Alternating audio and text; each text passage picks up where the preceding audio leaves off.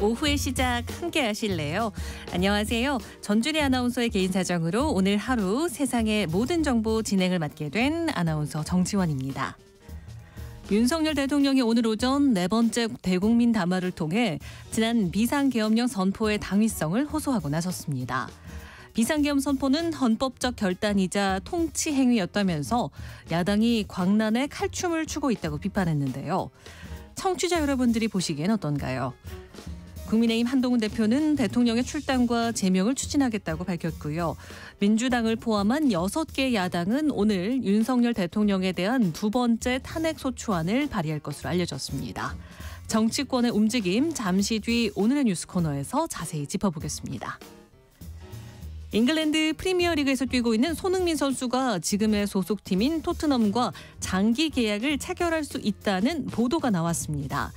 손 선수는 내년 여름 계약이 만료될 예정이지만 재계약 소식이 전해지지 않으면서 각종 이적설이 불거질 상황인데요. 오늘 스포츠 핫 이슈 코너에서 한 주간 있었던 스포츠계의 움직임 꼼꼼히 분석해 보겠습니다. 저희 방송은 KBS 1라디오 유튜브 채널을 통해서도 실시간으로 시청 참여하실 수 있습니다. 많은 관심 부탁드리면서 KBS 세상의 모든 정보 지금 시작합니다.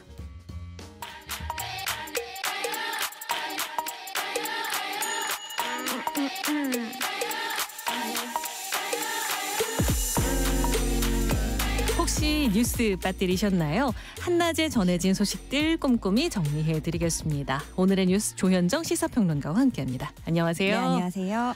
네, 긴박하게 흘러가고 있습니다. 윤석열 대통령이 오늘 오전 대국민 담화를 발표했죠. 앞서서도 소개해드렸지만 야당이 비상계엄 선포가 내란죄에 해당한다면서 광란에 칼춤을 추고 있다.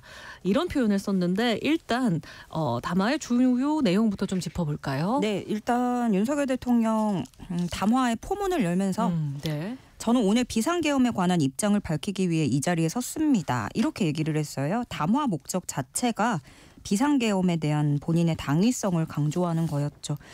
윤 대통령의 현재 상황 직시가 어떤지도 드러났는데요. 네.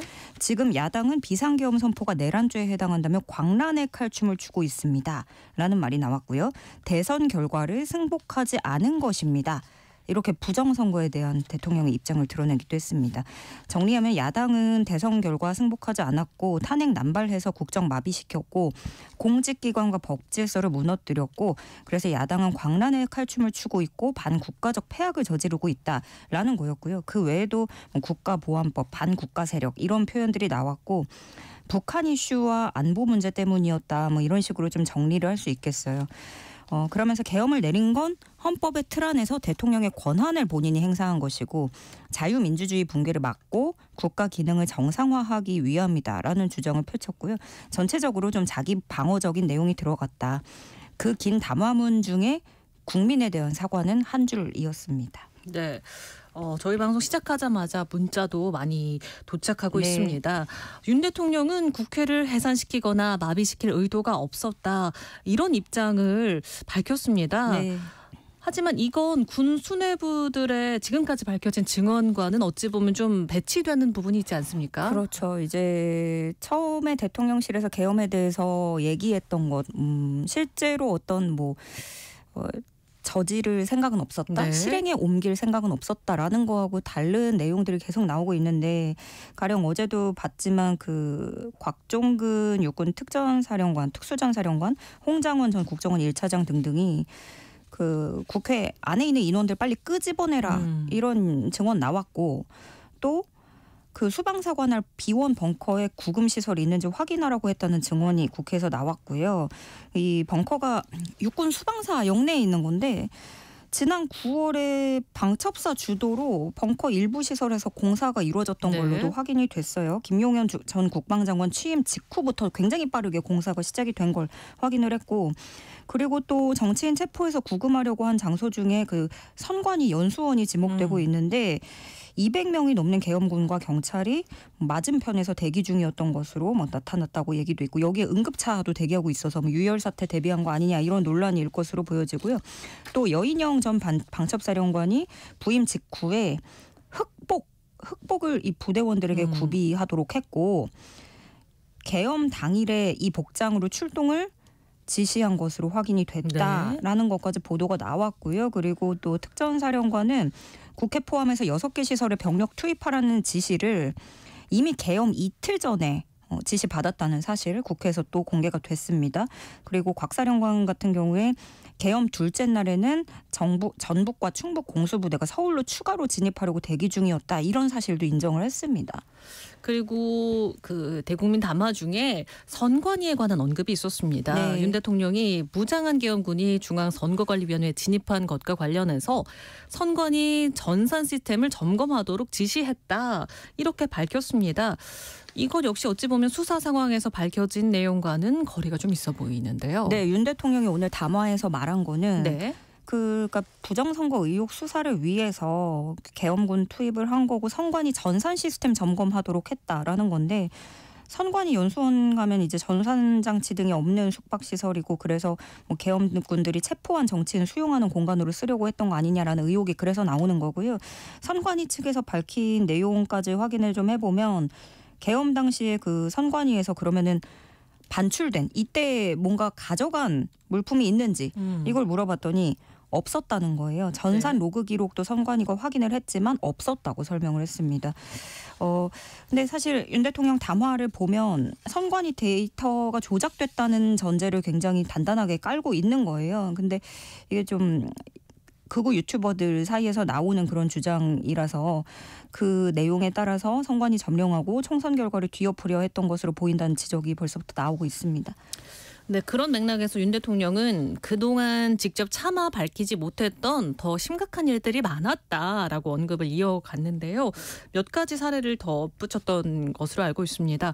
여기에 대해서 여론은 앞으로 좀 어떻게 흘러갈 걸로 보십니까? 이게 지금 윤 대통령이 뭐 여러 가지 언급한 것들 뭐 선관위도 있었고 북한의 해킹 공격이라든가 뭐 마약 이런 얘기들을 했는데 그렇죠. 이제 극우 유튜브에서 굉장히 자주 나오는 그런 테마들이에요. 그리고 윤 대통령이 이제 도대체 2시간짜리 내란이라는 게 있느냐 이렇게 얘기를 했는데 저는 여기를 좀 주목하는 게 법조 출신이잖아요. 윤 그렇죠. 대통령이. 근데 철저한 법리적 방어를 위한 장치다 이렇게 보여지는 거예요. 그러니까 방어 논리를 짜면서 어떤 주장을 하고 있냐면 선관위는 들어갔지만 방송국을 점거하진 않았다. 네. 그러니까 실제로 폭력 행사도 없었고 이런 주장이에요. 이번 담화에서도 계속해서 계엄의 형식을 빌린 것이지 아무것도 하지 않았다. 실제로 실행된 건 아무것도 없다라는 걸 방어로 세우고 있는 거예요. 그런데 어제 이 국민의힘 윤상현 의원이 발언했던 게 또 파문을 일으켰었거든요. 고도의 정치행위다. 이 계엄령 선포가 고도의 정치행위다라는 발언을 했고 네. 사실 여기서부터 어느 정도 가늠을 했을 수 있던 대목인 거죠. 그 하야 탄핵 반대론자들 그리고 절대적인 지지자들은 이 윤상현 의원 이 발언 직후부터 고도의 정치 행위라는 프레임을 주장하는 분위기가 어제부터 만들어지고 있는 거고 여기에 정점을 대통령이 찍었다라고 볼 수 있는 거고요. 그러면 이제 앞으로 헌법재판소까지 가는 길목에 윤 대통령 측의 변론이 어떻게 흘러갈지 엿볼 수 있는 담화였다. 이렇게 총평을 할 수 있겠고요. 뭐 대통령 하야 의지가 없고 법적 다툼으로 가겠다는 게 여권 중심으로 어제부터 파다했어요. 그러니까 계속해서 계엄군은 국회에 진입시켰지만 내란 목적은 없었다라는 점을 내세울 것으로 보여지고 지금까지 원래는 윤 대통령한테 주어진 선택지가 크게는 3개였거든요. 하나가 이선 후퇴 상태 유지한다. 네. 두 번째가 하야한다. 세 번째가 탄핵인데 이게 스스로 물러나면 민간인 신분으로 수사 재판 받아야 되니까 하야 가능성은 낮을 수 있다라는 분석이 나오는 거고요. 그럼 대통령 신분을 유지하면서 특검 등에 대응하겠다라는 건데 이게 박근혜 전 대통령 탄핵 정국 때하고는 물론 시작부터도 달랐는데 앞으로 전혀 다른 양상으로 전개될 수밖에 없어 보이고요.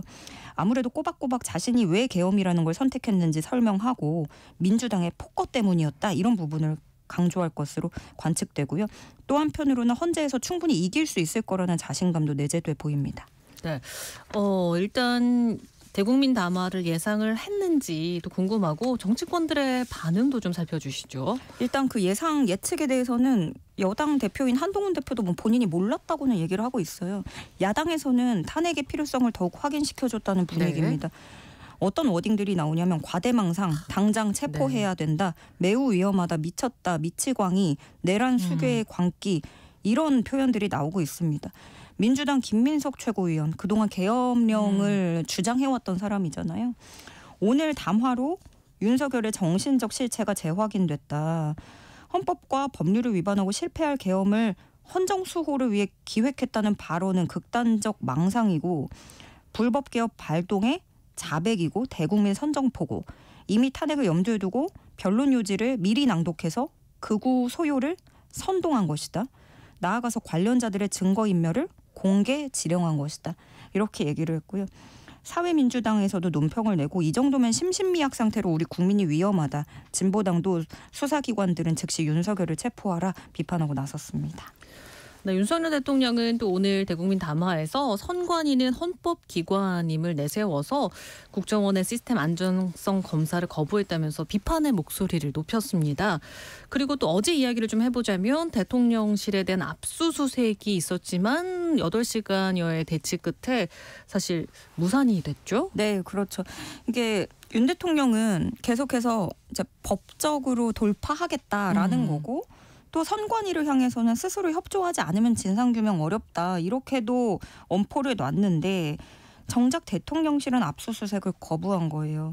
어제 경찰의 압수수색 시도는 일단은 윤 대통령을 직접적으로 겨냥한 첫 강제수사 시도였다는 점에서 좀 볼만했는데 사실상 진입조차 하지 못했고 극히 일부 자료만 이미 제출받았다고 경찰이 설명을 했어요. 말씀하신 대로 대통령실하고 경찰이 팽팽하게 대치 양상 보였고 네. 대통령실이 겉으로는 좀 협조하는 모양새 띠면서도 결국에 원하는 수준의 증거 자료는 확보하지 못했다. 경찰 표현으로 극히 일부 자료라고 얘기를 했어요.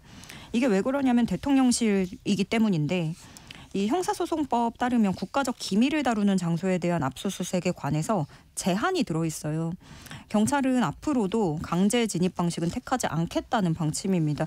어제처럼 그냥 추가 자료 제출 요구를 하고 대통령실 관리자 허가 받아서 자료를 확보하겠다는 입장인 거고요. 그런가 하면 이 사이에 그러면 증거인멸이나 뭐 이런 네. 기록물 훼손 가능성에 대한 우려도 쏟아지고 있거든요. 네. 그래서 지난 6일에는 국가기록원이 그 15개 기관의 공문 보내서 보존 요청을 했고 그 후속 조치로 이번엔 관리 실태를 점검하기로 했습니다. 그래서 기록물의 등록이나 관리 상태 살펴본다는 거고요. 기관은 국방부, 행안부, 국정원, 방첩사, 대통령 비서실 등이 포함됩니다. 그리고 본인의 거취를 앞서서는 여당의 결정에 맡기겠다라고 윤 대통령이 했었는데 오늘 대국민 담화에서는 입장을 바꿔서 자진 사퇴는 없다라고 뜻을 밝힌 건데요. 일단 국민의힘 한동훈 대표는 탄핵 찬성을 당론으로 추진하겠다는 입장이죠. 네, 한동훈 대표는 그렇게 얘기를 하고 있는데 사실상 지금 여당 대표의 네. 당론 추진이라는 게 의미가 있는 건지는 모르겠어요. 일단 한동훈 대표는 오늘 오전에는 그때 윤 대통령 담화하기 전에 이때 당론으로 탄핵을 찬성하자 얘기를 했거든요. 근데 담화 직후에는 이제 긴급하게 윤리위원회를 소집을 했어요. 그리고 윤리위에서는 윤 대통령 출당과 제명을 논의한다고 하는데 이게 담화 전에도 탄핵 입장을 밝혔다 보니까 담화 미리 알고 선제적인 입장 표명이 있었던 건 아닌가 싶었는데 본인은 담화가 있을 거라고는 예상하지 못했다 이렇게 얘기를 했고 그러면 한동훈 대표는 지금 탄핵으로 대통령 직무집행정지를 시키는 게 문제를 해결할 유일한 방법이라고 밝혔습니다. 그리고 또 임기 등의 문제를 당에 일임하겠다고 했던 대국민 약속을 어긴 것이다. 이렇게 규탄하기도 했습니다. 네, 조금 다른 얘기를 해보자면 조금 전이죠. 조국 혁신당 대표가 오늘 대법원에서 징역 2년을 확정받았습니다. 의원직을 상실하게 되는 거죠? 네, 그렇습니다. 네. 이게 자녀 입시 비리 혐의하고 딸 조민 씨의 장학금 부정수수 혐의 등으로 재판에 넘겨졌던 거 2심까지의 관련 혐의 대부분 유죄로 인정이 됐습니다. 그래서 징역 2년이 확정이 됐고 이렇게 실형 확정됐기 때문에 실제로 수용 생활을 2년간 해야 되는 거예요. 그래서 공직선거법하고 국회법에 따라서 이제 피선거권 1처. 근데 5년간입니다. 그게 5년간 피선거권 잃고 의원직도 박탈되니까 당연히 다음 대선 출마는 사실상 불가능해졌고요. 이제 그러면 비례대표 후순위가 조국 대표 자리를 이어받게 되는데 그 백선희 교수라고 해서 이제 앞으로 원래는 비례대표 13번 배정받았다가 낙선이 됐거든요. 그래서 이재명과 함께하는 교육대전환위원회 상임고문 역임을 했었고 문재인 정부 때는 대통령직 속 저출산 고령사회위원회 정책운영위원 등을 맡았던 인물입니다. 네, 그 이번 판결이 윤 대통령 탄핵 소추안 표결에 어떤 영향을 주게 될지도 궁금한데 토요일이죠. 이제 표결을 앞두고 있는데 우선 오늘 민주당을 포함한 6개 야당이 두 번째 탄핵소추안 발의할 것으로 알려졌잖아요. 네, 원래 어제 발의하려고 했다가 오늘로 하게 된 거는 이제 야 5당이 아니라 6개 당이 더 해보려고 이렇게 진행하려고 했던 것으로 알려졌고 그럼 두 번째 탄핵소추안 올리는 거예요. 첫 번째가 국민들 다 지켜보았듯이 이제 표결을 못했던 그거고요.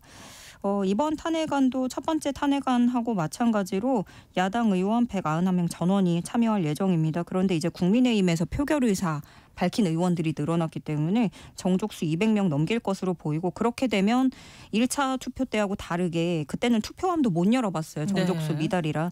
근데 그때하고는 다르게 투표 결과는 공개될 상황이 커졌고요. 탄핵안 발의는 오늘로 하루 늦춰졌지만 14일로 잡은 표결 일정은 예정대로 진행하겠다는 방침입니다. 저 14일 토요일 오후 5시쯤에 본회의 열어서 2차 탄핵안을 표결할 방침입니다. 네, 끝으로 짧게 여쭤보겠습니다. 국민의힘 신임 원내대표가 선출이 됐습니다. 탄핵 정국의 변수가 될 가능성이 있을까요?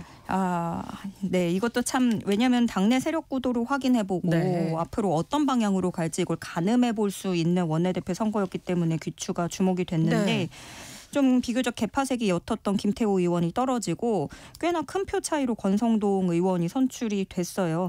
특히나 나경원 의원이 밝혔던 대로 좀 중진들의 입김이 크게 작용을 했던 것으로 보여지고 그런데 사실 권성동 의원이 하마평에 오를 때부터 한동훈 대표가 되게 각을 세웠었거든요.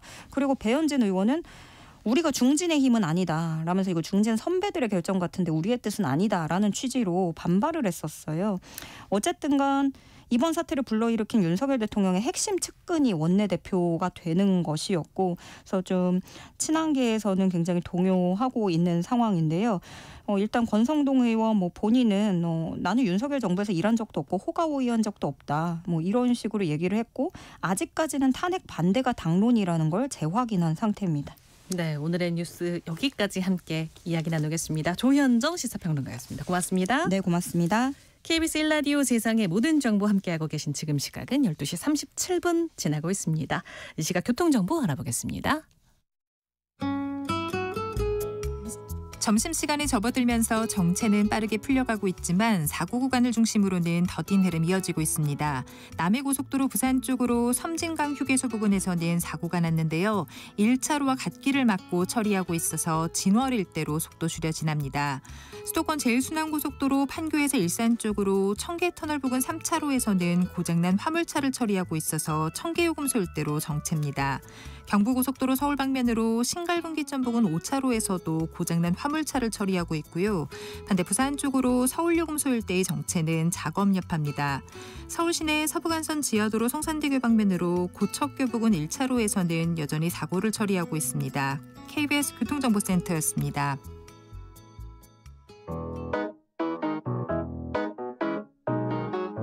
세상의 모든 정보는 청취자분들의 관심과 참여를 기다립니다. 방송 들으시면서 궁금한 점이 있거나 의견 공유하고 싶은 분들 계시면 문자 보내주세요. 추첨을 통해 모바일 쿠폰 보내드리겠습니다. 참여하실 번호는 샵 9730이고요. 짧은 문자 50원, 긴 문자 100원의 이용료가 부과됩니다. 콩 게시판을 통해서는 무료로 참여하실 수 있고요. KBS 1라디오 유튜브 채널을 통해서도 실시간으로 시청 참여하실 수 있습니다. 꼭 알아야 할 정보를 알기 쉽게 전달해드리는 세상의 모든 지식. 목요일에는 한 주간에 있었던 스포츠 소식 살펴보는 스포츠 핫 이슈 시간입니다. 정현우 KBS 스포츠국 PD와 함께합니다. 안녕하세요. 네, 안녕하십니까. 네, 토트넘의 캡틴 손흥민 선수를 둘러싼 이적설이 참 많이 나오고 있어요. 거의 지금 전 세계 투어를 하는 정도인데 우선은 이 프리미어리그 내에 다른 팀으로의 이적설이 나오고 있었다가 이제 다른 나라의 리그까지 예를 들자면 프랑스라든가 스페인 리그 가능성도 나오고 있었고 최근에는 또 이제 튀르키예 리그로의 또 이적설이 올라오고 있습니다. 튀르키예 리그의 전통의 강호인 갈라타사라이로의 이적 가능성도 많이 올라오고 있는 상황이었거든요. 이런 부분에 있어서는 기본적으로는 이 손흥민 선수만에 걸려있는 이적은 아니고 네. 예를 들자면 이런 상황인 겁니다. 갈라타사라이의 스트라이커인 빅터 오시멘 선수를 맨체스터 유나이티드가 노리고 있다. 그래서 만약 오시멘 선수가 맨유로 이적을 하게 된다면은 그 자리를 갈라타사라이는 대체하기 위해서 손흥민 선수를 영입하지 않을까 이런 식의 좀 전망들이 나오고 있거든요. 그렇기 때문에 아직까지는 뭐 확정적인 발표가 나오고 있지는 않습니다만 여기저기 팀에서 이적설이 많이 나오고 있는 상황이기도 합니다. 네, 뭐 말씀해주신 대로 이적설만 보면 뭐 유럽 각지를 돌고 돌아가고 있는 수준인데 최근 보도를 보면 오프닝에서도 살짝 말씀드렸지만 현재로서는 토트넘에 남을 가능성이 크다고요? 이렇게 분위기가 바뀐 지 얼마 되지 않았습니다. 불과 이제 이번 주 초까지만 해도 이적 가능성이 또 높다 이런 이야기들이 많았었는데 어제부터 이제 시작해서 토트넘의 소식들을 주로 전하는 매체들이 현재의 그 주급을 그대로 유지하면서 1년 연장 옵션을 포함해서 2년 계약을 체결할 것으로 보인다. 이런 식의 이제 보도들이 나오고 있습니다. 이렇게 되면서 아마도 이 1년 연장 옵션을 손흥민 선수가 포함한 거는 협상에서 조금 더 유리한 고지를 차지하기 위한 측면으로 그렇게 보고 있거든요.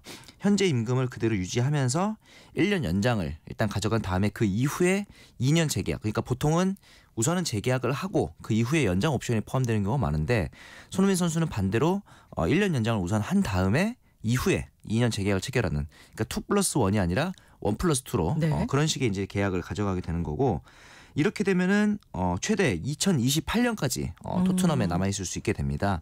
2028년이면은 손흥민 선수가 36살의 나이거든요. 아무래도 이제 그 은퇴가 가까워질 정도로 꽤 나이가 있는 시점이 되기 때문에 사실상 토트넘에서 이제 계속 종신 잔류하는 방향으로 흘러가는 게 아니겠느냐. 만약 이 1+2 계약이 성사된다면 말이죠. 현재 주급이 약 3억 4천만 달러, 3억 4천만 원 정도이기 때문에 이 규모를 그대로 유지한다면 손흥민 선수 입장에서도 사실 토트넘에서의 좋은 기억들이 더 많았던 선수니까 잔류하는 것도 제가 보기에는 괜찮은 옵션일 것 같다라는 생각이 들긴 합니다. 네, 최종적으로 어떤 결과를 맞이하게 될지 또 정현우 기자와 함께 기다려보도록 하겠습니다. 이번에는 프로야구 이야기 나눠보겠습니다. FA의 대어로 꼽혔던 최원태 선수가요.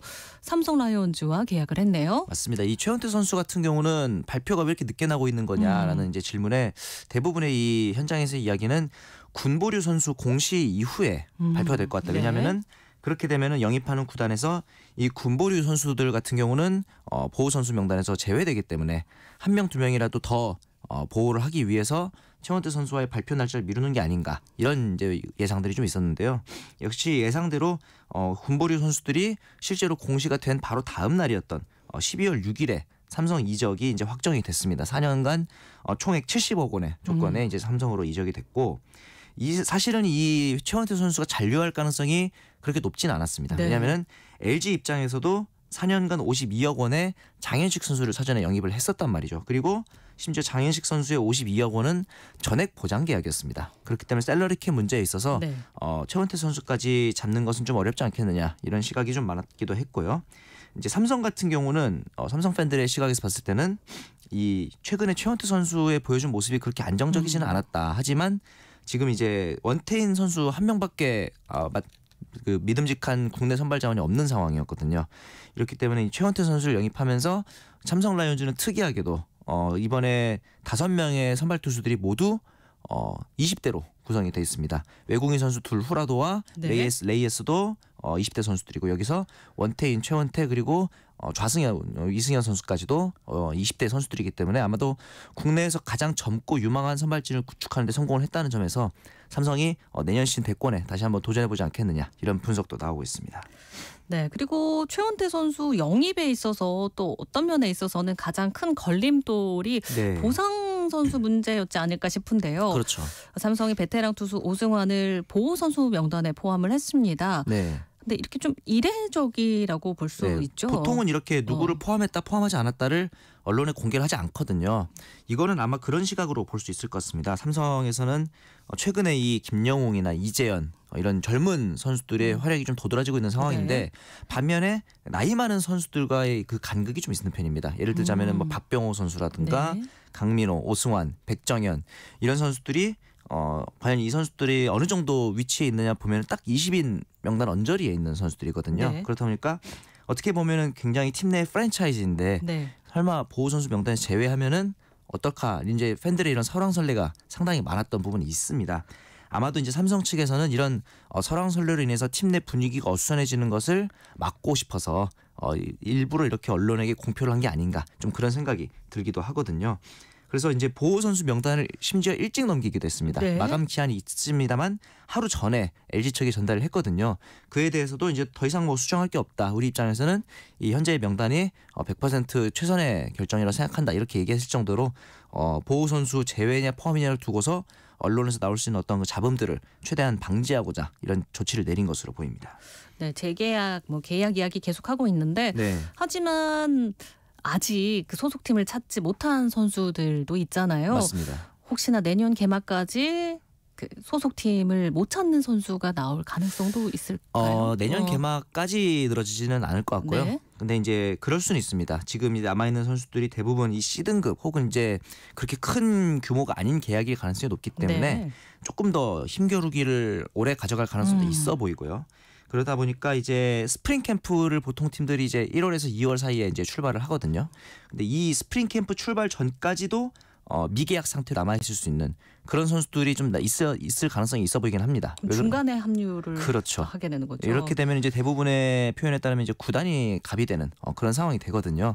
아마 이제 선수들 입장에서는 이런 게까지 좀 장기화될 경우에는 약간 이제 자존심이 상할 수는 있겠지만 어쩔 수 없이 좀 스프링 캠프에 참가해서 몸을 잘 만들어서 내년 시즌에 다시 한번 재도전을 하는 그런 경우들도 생길 것으로 봐서 제가 보기에는 지금 남아 있는 서건창이나 임기영, 김강률 이런 선수들 늦어도 스프링 캠프 출발 전까지니까 한 달 정도의 네. 기간 내로는 체결이 되지 않을까라고 생각을 해보고 있습니다. 네, 그리고 어느새 골든글러브 시상식이 내일이더라고요. 맞습니다. 네, 몇몇 포지션은 수상이 유력한 선수들이 보이는데요. 네.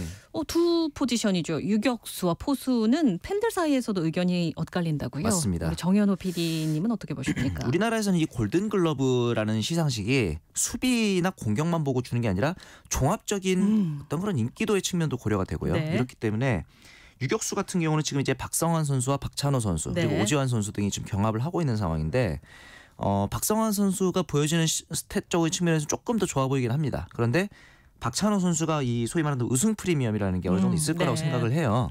그래서 이 부분에 있어서 박찬호 선수가 좀 더 유력하지 않겠느냐라는 네. 제 개인적인 생각이고 포수 같은 경우는 이 박동원 선수와 이 강민호 선수의 경합이 좀 예상이 됩니다. 네. 그런데 이 부분에 대해서는 저는 어떻게 보냐면은 박동원 선수가 이전에 있었던 KBO 리그 수비상 시상을 했어요. 아마 이런 부분에 있어서 소위 말하는 좀 나눠 가지기 측면에서 봤을 때는 강민호 선수의 수상이 좀 유력하지 않겠는가 그런 생각이 또 들기도 하고 사실 저는 더 어려운 포지션이 외야수 한 자리인 것 같아요. 구자욱 선수와 로하스 선수는 좀 수상이 유력해 보이는데 나머지 한 자리를 놓고 타격왕인 에레디아 선수 그리고 KBO 리그 단일 시즌 최다 안타 신기록을 세웠던 레이에스 선수 이 두 선수가 경합을 하고 있거든요. 성적도 비슷하고 거기에 더해서 이제 타이틀 홀더라는 이 상징적인 측면도 있기 때문에 이 자리 한 자리를 과연 누가 수상하게 될지가 좀 가장 어렵지 않나라는 생각이 들기도 합니다. 개인적으로는 레이에스 선수가 가능성이 높지 않을까. 왜냐하면 신기록을 세웠다는 점에서 또 이제 구단이 롯데라는 점도 있기 때문에 근데 또 에레디아 선수가 어제 찾아보니까 성적이 더 좋기도 하고 어렵습니다. 네. 네, 이렇게 골든글러브 시상식 내일 기대해 보도록 하겠고요. 네.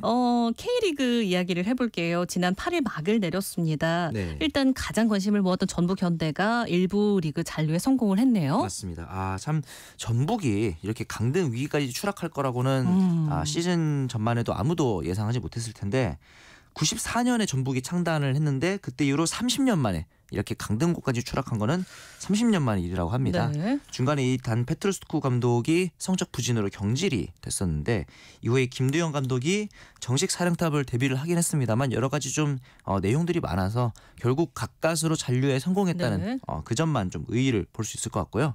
반면에 이 전북과 경기를 펼쳤던 서울 이랜드 같은 경우는 사상 첫 승격을 노리고 있었는데 이 결국은 이제 패배를 하면서 승격이 좌절됐고 이랜드 같은 경우는 이 승강 플레이오프의 전문가라고 꼽히는 김도균 감독을 데려와서 승격을 노리기도 했었죠. 수원FC에서도 승강 플레이오프를 통해서 일부 승격에 공헌했었는데 이번에는 김도균 감독이 승격에는 좀 실패를 했습니다. 네. 그리고 뭐 관전 포인트들이 여러 네네. 있었을 것 같은데요. K리그의 관중은 어땠습니까? 굉장히 좀 흥행에 성공했다 이런 분석들이 많은데 우선은 이 FC 서울의 링가드 선수 이런 빅네임들이 영입을 되면서 관중 수의 증가에 큰 영향을 준 것 같아요. 평균적인 관중 수가 링가드 영입 전에는 22,000명이었는데 FC 서울이 네. 27,000명까지 또 증가를 했습니다. 그리고 최근에 이 프로야구도 그렇고 프로축구도 그렇고 티켓 가격이 생각보다 싸다라는 분석도 있습니다. 어느 정도죠? 평균적으로 봤을 때 이제 서울 기준으로 12,000원 정도인데 응원석 기준으로 요즘에 또 영화라든가 많이 그다음에 이제 올랐죠. 외식비 굉장히 많이 오르고 있는 상황이다 보니까 두세 시간 정도의 그 시간을 10,000원 내외의 금액으로 때울 수 있다는 게 어떻게 보면은 굉장히 좋은 여가 수단이 아닌가 이런 분석이 또 나오기도 하고요. 축구 같은 경우 또 하나 이제 가지는 특징이 굉장히 룰이 단순하지 않습니까? 네. 골 여기다가 가서 골을 넣으면 돼. 명쾌한 기준을 가지고 있기 때문에 초보자들도 좀 쉽게 접근할 수 있지 않을까 그런 생각이 또 들기도 하거든요. 2018년 이후로 처음으로 300만 관중을 또 돌파하기도 했습니다. 경기 수 기준으로는 사실은 이 지난 시즌보다도 단축된 총 416경기를 치렀음에도 불구하고 301만 1,509명이 입장을 하면서 300만 관중 돌파에 또 성공을 하는 고무적인 결과가 나오게 됐습니다. 그리고 구자철 선수가 은퇴했다는 맞습니다. 소식도 저희 또 이제 있나요? KBS에서 해설위원으로 함께하기도 했었는데 구자철 선수가 또 이제 국가대표에서 보여줬던 모습도 굉장히 좋은 모습이 많았기 때문에 앞으로의 은퇴 이후의 삶도 저희가 또 응원하도록 하겠습니다. 네, 마지막으로 프로배구 소식 전해볼까 하는데요. 네. 프로배구 좋아하시는 분들 많은데 여자부에서 무서운 독주 체제를 굳히고 있는 팀이 있습니다. 네. 흥국생명이요. 네. 개막 후에 무려 13연승을 기록했다고요? 맞습니다. 흥국생명 하면 역시 김연경 선수 네. 생각하시는 분들이 많을 텐데 앞서 뭐 전북도 40년 가까운 역사를 자랑하고 있지만 흥국생명은 1971년에 창단을 했습니다. 네. 무려 올해로 53주년을 맞는 굉장히 유서 깊은 팀인데 아이러니컬하게도 V리그 출범 전까지 한 번도 겨울리그 우승은 차지하지 못했었어요. 2005년 V리그 출범 후에 원년에도 3승 13패로 최하위를 기록을 했단 말이죠. 그러면서 역사에 비례해서는 좀 성적이 아쉽다라는 평가가 많았는데 이때 이제 원년에 최하위를 기록하면서 다음 연도 드래프트 1순위를 이제 선물받게 됐는데 그때 뽑은 선수가 바로 김연경 선수입니다. 네. 네, 이렇게 김연경 선수 첫 시즌부터 정규리그 MVP, 신인왕 그리고 챔피언 결정전 MVP 3관왕을 차지하면서 통합 우승을 또 이끌었고요. 2007-2008 시즌에 시즌 13연승을 또 기록하면서 구단 최다 연승 기록을 새롭게 하게 됩니다. 그리고 이번 시즌에 다시 이 기록을 지금 갈아치우고 있는 상황이고 사실 이 흥국생명이 최근 3년간 닿을 듯 우승에 닿지 않고 있는 그런 모습들이 좀 굉장히 많았어요.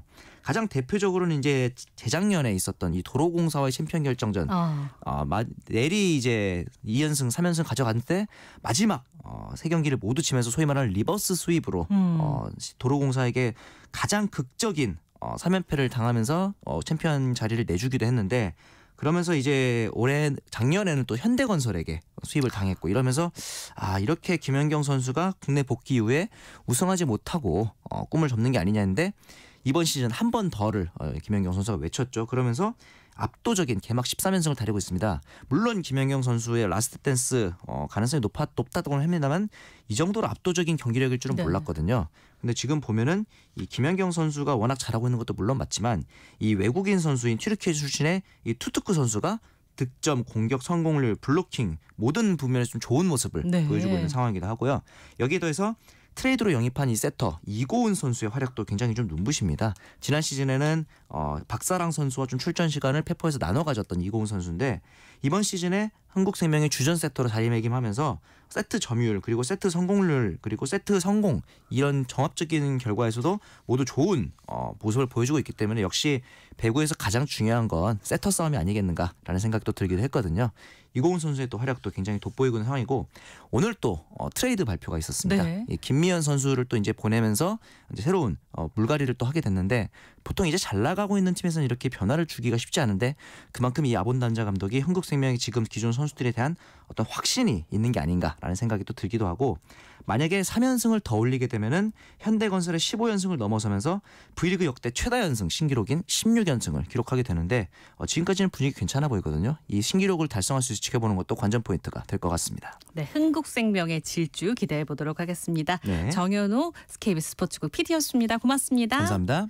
KBS 세상의 모든 정보 1부 순서 여기서 마무리하도록 하겠습니다. 저는 잠시 뒤 1시 정각 2부에 다시 찾아오겠습니다.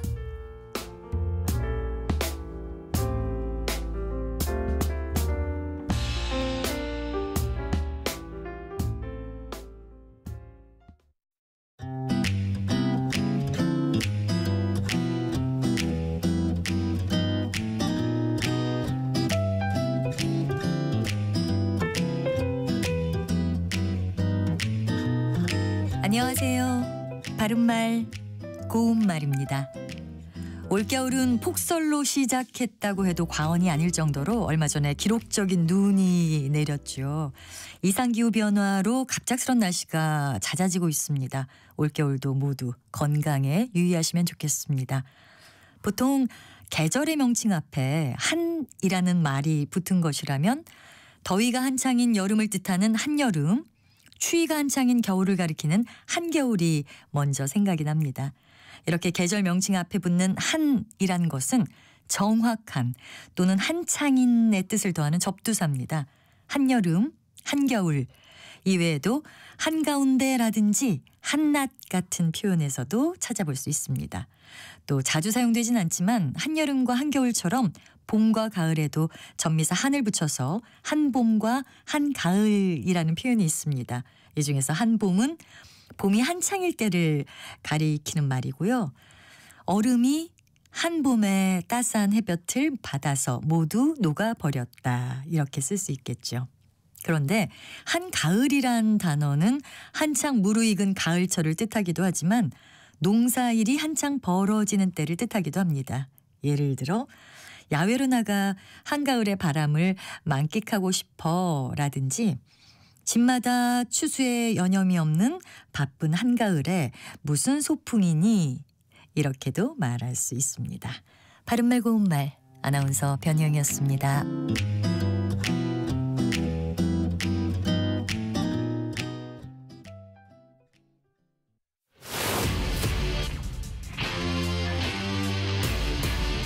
토론에 정답은 없습니다.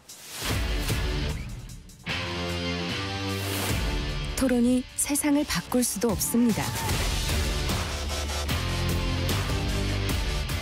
하지만 질문은 새로운 세상을 만들 수 있습니다. 질문으로 올바른 세상을 만드는 첫걸음. 평일 저녁 7시 20분 KBS 열린 토론.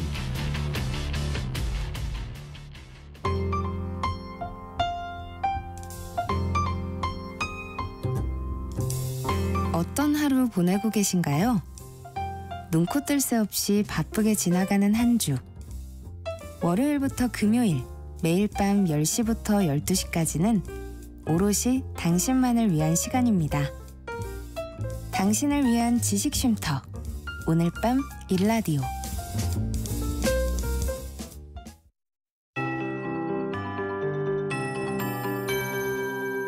KBS 58분 날씨. 맑은 하늘에서 비치는 햇살은 따뜻하지만 어제보다 공기가 조금 차가워졌습니다. 오늘 낮 기온이 서울 5도, 대전, 광주 8도, 대구 9도, 제주 10도, 부산 11도 등으로 어제보다 1도에서 3도 정도 낮아 예년 이맘때 기온을 보이겠습니다. 지금 충북과 경북, 울산은 초미세먼지 농도가 나쁨으로 나타나고 있습니다. 이 지역을 비롯해 일부 중부 내륙과 경상도는 대기 정체로 오늘 한때 공기가 탁할 전망입니다. 한편 부산과 울산에는 건조주의보가 발효 중이고요. 그 밖의 지역도 대기가 건조해지고 있는 가운데 충남 서해안과 전라도 해안, 제주도에는 바람이 강하게 불고 있습니다. 작은 불씨가 큰 불로 번질 위험이 매우 높으니까요. 불조심하시기 바랍니다. 금요일인 내일은 아침에 제주도부터 비나 눈이 내리기 시작해 오전에 서울, 경기와 충청도, 전라도로 확대되겠고요. 오후에는 강원 남부 내륙과 경상도 서부 내륙에도 비나 눈이 오겠습니다.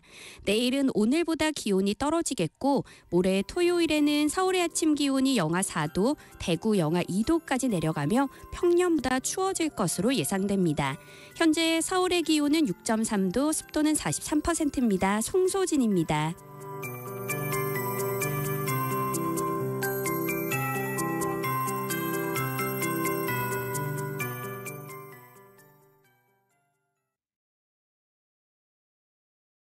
정성을 다하는 국민의 방송 KBS가 한시를 알려드립니다.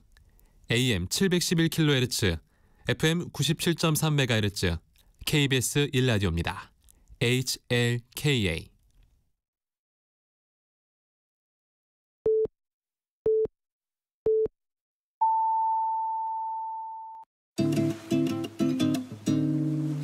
나른한 오후를 책임질 영양 만점 지식 비타민. 세상의 모든 정보.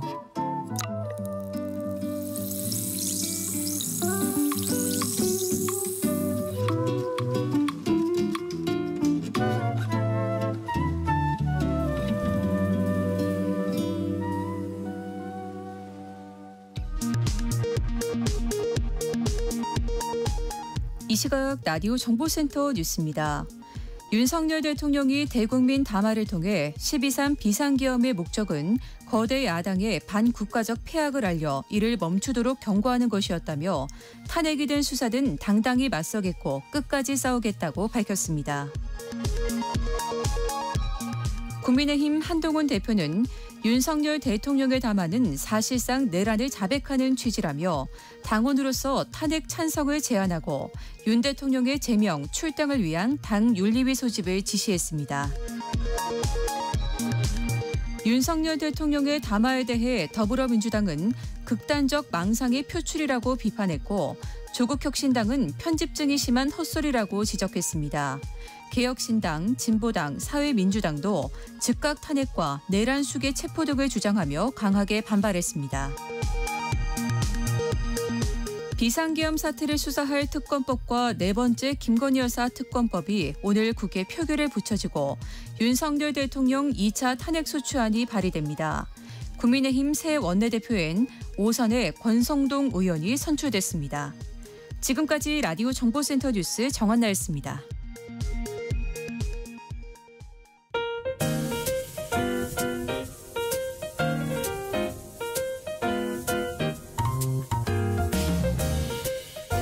정신없이 바쁜 하루, 지금 우리 주변에서 벌어지고 있는 사건, 사고 소식들 한숨 돌리며 살펴보시죠.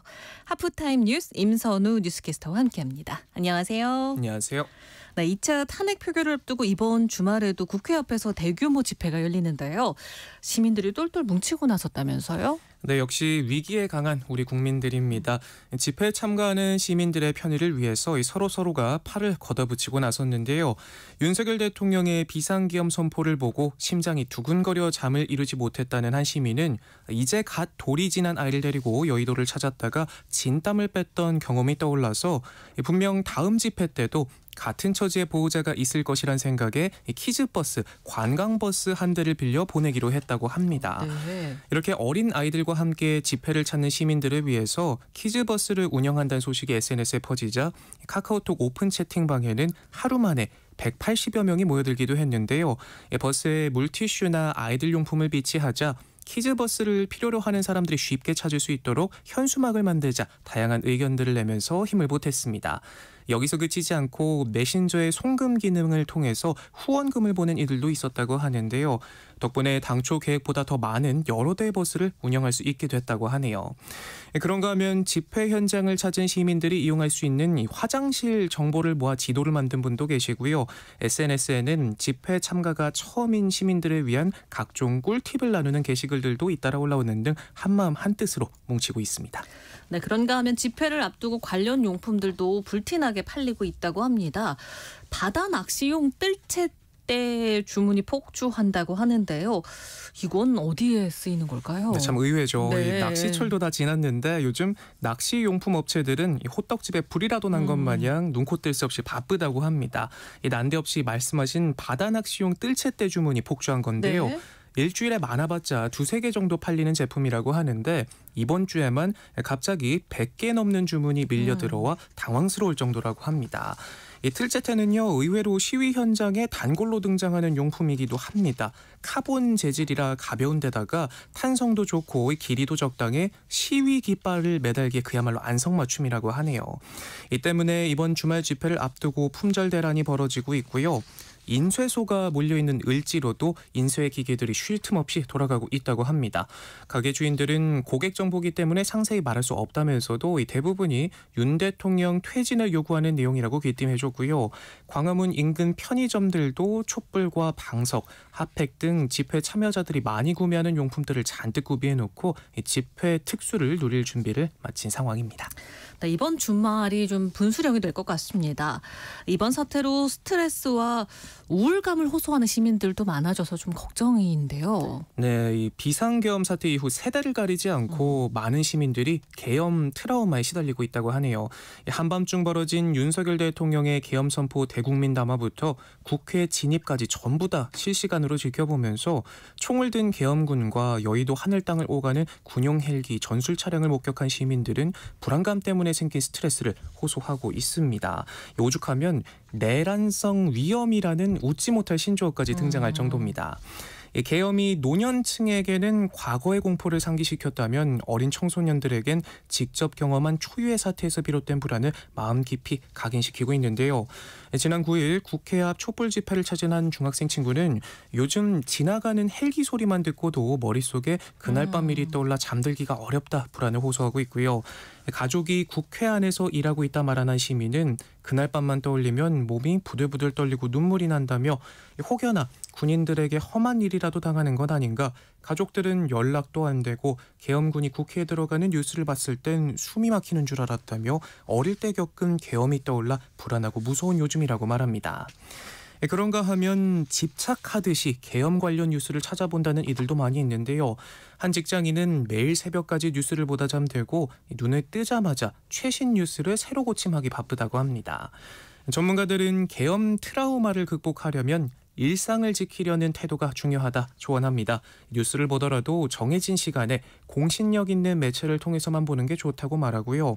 또 어린아이들의 경우에는 미디어를 통해 접하게 된 갈등과 혼란, 폭력적인 장면들에 불안과 공포에 빠질 수 있는 데다 여기서 나온 부정적인 감정을 해소하기 위해서 더 많은 정보를 얻으려 한다며 궁금증을 올바르게 했을 수 있도록 충분한 소통이 필요하다 조언합니다. 네, 윤석열 대통령에 대한 민심이 날로 악화하면서 곳곳에서는 흔적 지우기도 벌어지고 있는 양상입니다.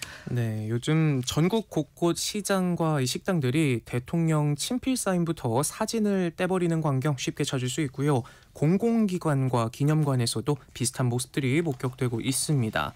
청주 육거리 시장에서 식당을 운영하고 있는 한 상인은 비상계엄이 선포됐다는 얘기를 듣자마자 가게 앞에 붙여놨던 윤 대통령의 방문 사진을 떼버렸다고 하는데요. 어이가 없고 화가 치밀었다며 중학생 시절 박정희 전 대통령이 사망한 뒤 계엄령이 선포돼 군인들이 총을 들고 거리를 누비던 광경이 떠올라 섬뜩했다 말합니다.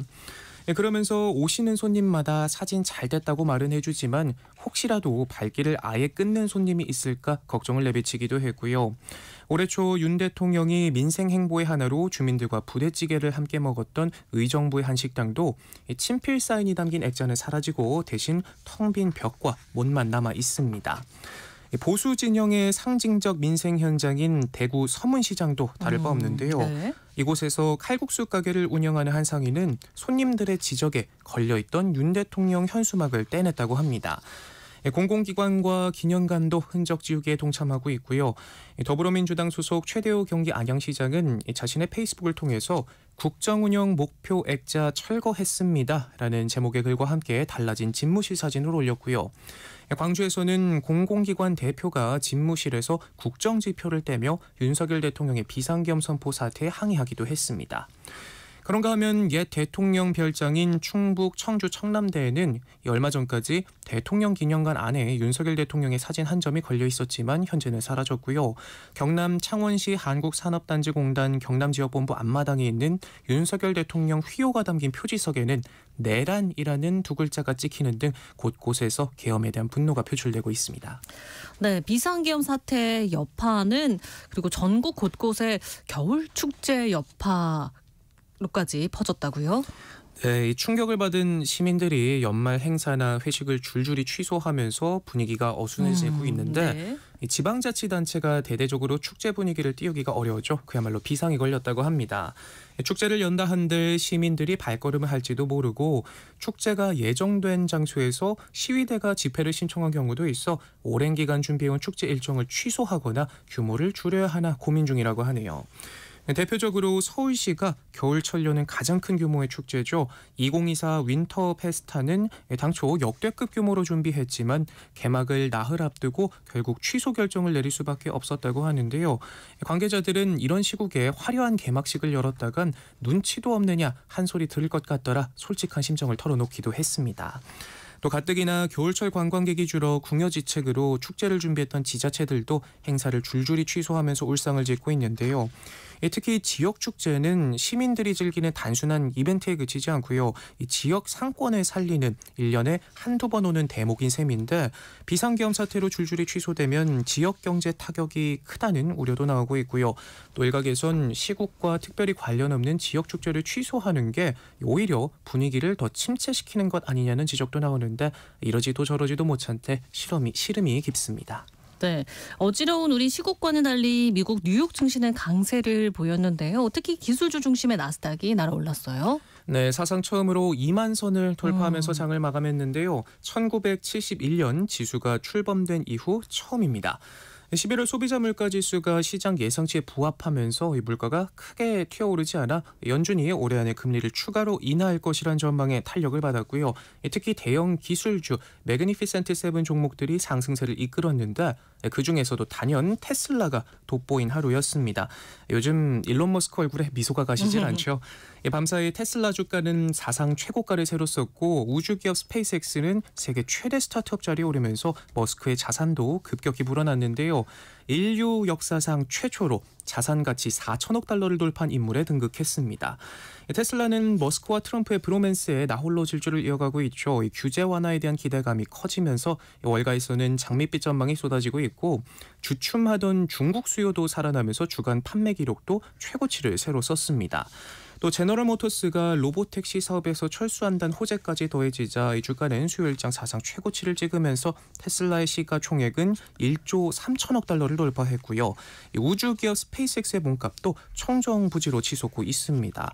최근 내부자 주식 거래 과정에서 회사의 기업 가치가 3,500억 달러, 우리 돈 500조 이상으로 평가받았는데 삼성전자 1.5배가 넘는 규모라고 하네요. 네, 휘청이던 우리 증시는 다소 진정된 모습이지만 환율은 상승세가 계속 이어지고 있어요. 네, 지난 10월에만 해도 1,300원대 초반이었던 환율은 트럼프 당선 이후 강달러 분위기가 뛰기 시작했는데 여기에 계엄과 탄핵 사태가 기름을 끼얹고 있습니다.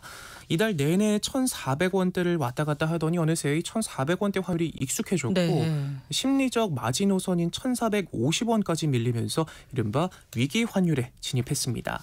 IMF 외환위기와 2008년 글로벌 금융위기, 2022년 레고랜드 사태, 한국경제 위기급 충격이 다가왔던 세 번의 경우 모두 환율이 1,400원을 넘겼었습니다. 당국이 지속적인 개입으로 환율 방어에 나서는 것도 이 때문인데요. 한국의 외환보유액은 4,153억 달러 수준으로 지난 9월 42억 달러 감소한 이후 지난달에 3억 달러 더 줄었는데 이 중 일부는 환율 방어에 쓰였습니다. 물론 지금은 IMF 때보다 외환보유액이 100배가 넘는 세계 10위권 규모란 점에서 유동성 위기로 번질 가능성은 크지 않습니다.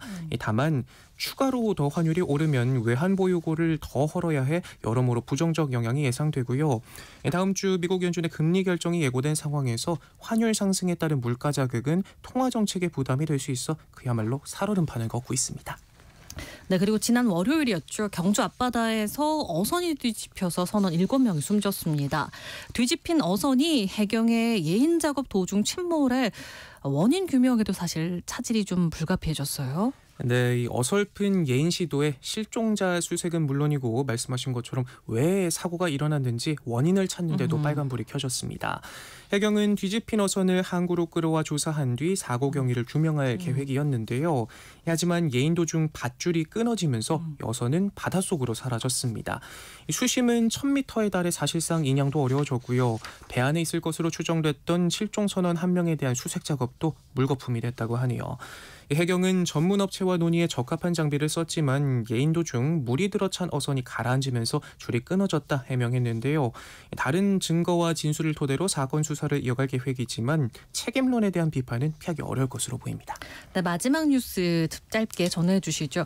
최근 온라인상에서 네일샵을 찾은 90대 할아버지의 사연이 화제를 모으고 있다고요. 네, 최근 손톱 깎으러 네일숍에 찾아오신 할아버지라는 제목의 글이 여러 온라인 커뮤니티에서 관심을 끌고 있습니다. 올라온 영상의 네일숍 사장님은 이 할아버지의 손톱을 정성스럽게 다듬는 모습이 담겨 있고요. 이 자막으로 손이 떨려 못 깎으신다고 지하철까지 타고 오셨더라 우리 할아버지가 생각났다 적혀 있습니다. 깔끔하게 다듬어진 손톱을 보고 예쁘다고 연신 감탄한 할아버지는 가격을 물었지만 사장님은 오래 걸리지도 않았고 이 돈은 받지 않겠다 말했는데요. 욕심각심 끝에 사장님이 거듭 만류하자 할아버지는 다음에 또 오겠다며 한사코 돈을 건네셨다고 하네요. 이 영상은 조회수 100만 회를 기록하면서 누리꾼들의 큰 관심을 받았는데 영상 속 할아버지 손님의 정체는 6.25 참전용사셨다고 하네요. 매일 네일샵을 지날 때마다 손님이 없는 매장을 보면서 월세나 낼 수 있을까 걱정하셨다고 하는데 결국 목욕 나오실 때면 꼭 들른 만큼 단골이 돼 수줍게 들어오셔서 6.25 전쟁 이야기 보따리를 한참 풀고 가시기도 하고 간식거리도 종종 사들고 오실 만큼 가까운 사이가 됐다고 합니다. 이 사연을 접한 누리꾼들은 따뜻한 이야기다, 사장님이 정말 천사다 번창하시길, 안 좋은 소식만 듣는 요즘인데 울컥했다, 이런 이야기로만 가득 찬 날들이 됐으면 좋겠다 같은 반응들을 보였습니다. 네, 임선우 뉴스캐스터였습니다. 고맙습니다. 고맙습니다. 내일 점심 메뉴 추천. 귀로 듣는 푸짐한 지식 한 상 어떠세요? 세상의 모든 정보. 아나운서 전주리입니다. 네, 오늘도 참 흘린을 새기며 육아서를 뒤적이고 계실 이 시대의 엄마 아빠를 위한 시간입니다. 라디오 상담소 우리 아이는 왜? 이재현 용인 세브란스 소아청소년과 교수와 함께합니다. 안녕하세요. 안녕하세요. 네, 오늘은 어떤 이야기 준비해 오셨을까요? 요즘 날씨가 추워지면서 감기, 비염으로 고생하는 아이들 많죠. 어른분들도 많으시고요. 저희 아들도 감기 때문에 요 며칠 고생했는데요. 이번에 콧물이 아주 심하게 나더라고요. 그런데 비염도 그렇고 감기도 그렇고 대표적인 증상 중 하나가 바로 콧물인데 이 콧물 때문에 병원을 찾는 분들이 많습니다. 그런데 그중에는 굳이 병원에 가지 않아도 되는 경우도 사실 많은데요. 저희 아이는 콧물 나온다고 무조건 병원에 데려가진 않거든요. 그래서 왜 소아과 의사 아빠는 아이를 콧물 난다고 잘 병원에 데려가지 않는지, 그리고 콧물 나오는 아이는 집에서 어떻게 관리해줘야 되는지 오늘 설명드리도록 하겠습니다. 네, 겨울철 콧물 훌쩍이는 아이들 때문에 걱정하고 계신 부모님들 많을 텐데요. 라디오 상담소 우리 아이는 왜? 이재현 교수님이 도움을 드릴 테니까요. 방송을 들으면서 궁금한 점 있으시면 문자로 많은 참여 부탁드립니다. 샵 9730번이고요. 짧은 건 50원, 긴 건 100원의 정보 이용료가 부담됩니다. 콩 게시판 그리고 KBS 1라디오 유튜브 채널을 통해서도 무료로 참여하실 수 있으니까요. 많은 참여 기다리고 있겠습니다. 아까 아이들 얘기해 주셨는데요. 왜 우리가 어린 시절을 얘기할 때 코 흘리게 시절 뭐 이렇게 표현을 하곤 하잖아요. 왜 어릴 때는 콧물을 좀 유독 많이 흘리는 걸까요? 이 코 흘리기라는 말이 괜히 생긴 말이 아닙니다. 아이들은 정말 어른들보다 콧물이 많기는 한데요. 크게 두 가지 이유를 꼽을 수 있을 것 같습니다. 일단 아이들은 코 점막이 약하고 예민해요. 코의 점막은 우리 몸을 외부로부터 지켜주는 방어막 역할을 하는데 이게 약하다 보니까 세균이나 바이러스의 침입이 더 잘 생깁니다. 그래서 감염성 질환이 더 잘 생기게 되는데요. 코에 감염으로 인한 염증이 생기는 걸 감기라고도 하지만 감염성 비염이라고도 합니다. 그리고 코 점막이 예민하니까 온도, 습도의 변화라든지 아니면 미세먼지 같은 다양한 자극으로부터 콧물이 나올 수 있는데요. 이렇게 자극으로 인해서 콧물 재채기 등이 생기는 자극성 비염도 아이들은 더 잘 생길 수 있죠. 그리고 아이들은 면역력이 미숙하기 때문에 알레르기도 더 잘 생깁니다. 그래서 알레르기성 비염이 어른보다 더 많이 생길 수 있는 겁니다. 정리해보면 아이들은 코 점막이 약하고 예민하고 면역력이 미숙하다 보니까 콧물을 많이 흘리는 것이 어떻게 보면 당연한 일일 것 같습니다. 네, 그런데 앞서서 저는 잘못 들었나 싶었던 게 콧물을 흘린다고 다 치료해야 하는 건 아니라고 하셨죠? 네, 그렇죠. 이 모든 콧물이 치료를 필요로 하는 건 아닙니다. 앞서 제가 감염성 비염, 자극성 비염 같은 비염이라는 단어를 많이 말씀드렸는데 이 비염이라는 단어를 보통은 알레르기성 비염을 짧게 표현하는 단어로 약간 대표적으로 사용을 많이 하시는데 사실 비염이라는 단어 자체가 가지고 있는 뜻이 코에 생기는 모든 염증이라는 뜻을 가지고 있어요. 그래서 어떠한 원인에서든 코에 염증이 생긴다면 비염이라고 부르는데요. 알레르기 비염도 비염에 속하지만 앞서 말씀드린 감기와 같은 감염성 비염도 비염이고요.